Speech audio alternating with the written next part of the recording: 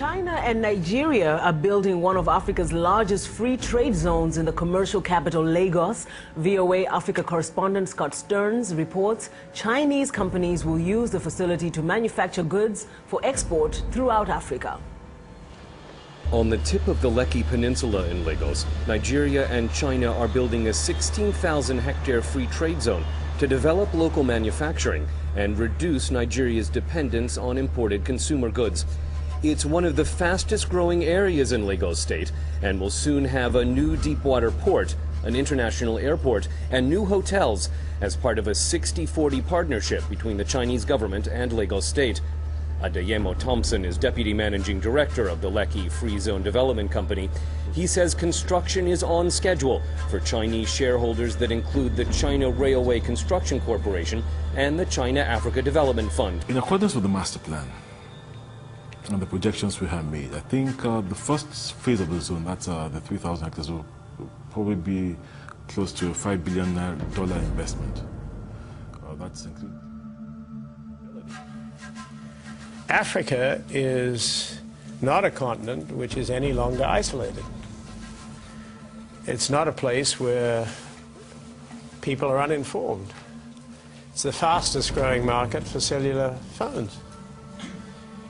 Information, as you would well know, whether it's in the townships or wherever it is now passes very quickly. And that's not just in South Africa, that's in the 53 countries in sub-Saharan Africa. And this is not an issue which is going to go away, nor is it an issue which is trivial to those of us that live as we do here. This is a major issue which is not being confronted and which you will have to confront at some stage. And that gets into a second issue which I would like to touch on.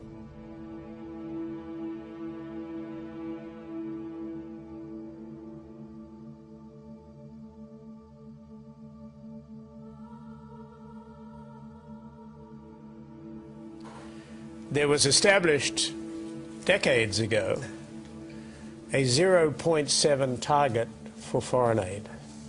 My colleague former colleague from this activity who is here from a different part of Stanford, as I understand, knows this. And we're now really, after a lot of speeches and a lot of activity, we're starting to get some momentum before the economic crisis of 15 months ago, which we're now maybe getting out of to a degree.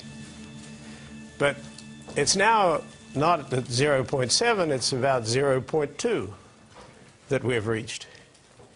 And there are a lot of statements that are still being made, but in terms of the actual money which is flowing, if you X out the amount of money that are going to the trouble spots in the world today, there is very, very little development.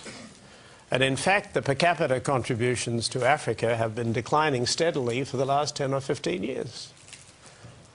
So what is interesting is to see how the dynamic between Africa and China and Africa and India is developing. 3 years ago, for the first time, the summit meetings of the African leaders was held in Beijing.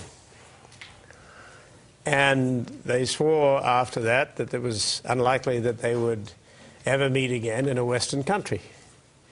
Simultaneously, 400 African businessmen met in New Delhi.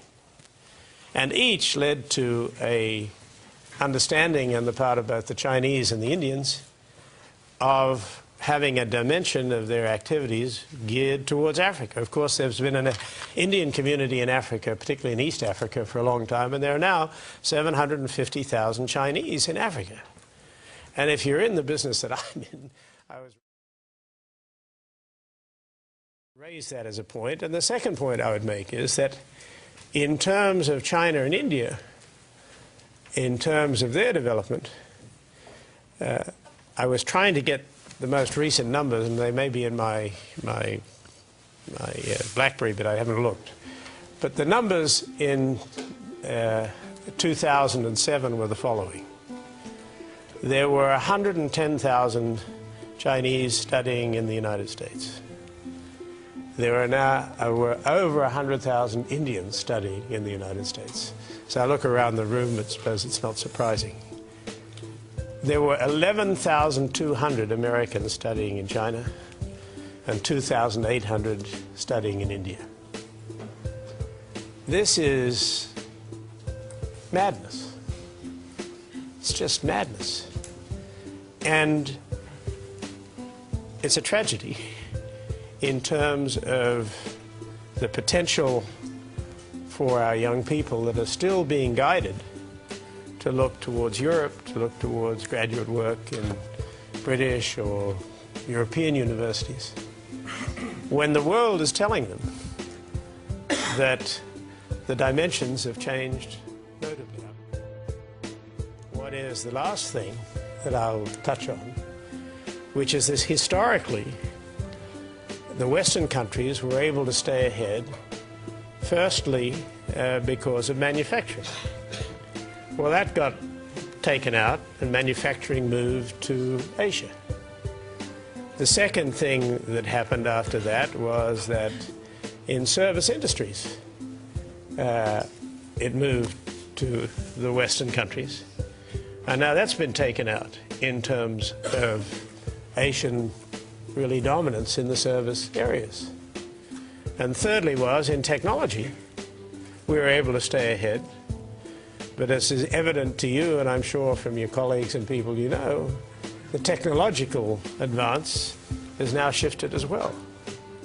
So the challenge for our country is, what the hell is it that's going to be left for us if Asia's eating our lunch and dinner in terms of the things that we used to be able to do? And it's not just the United States.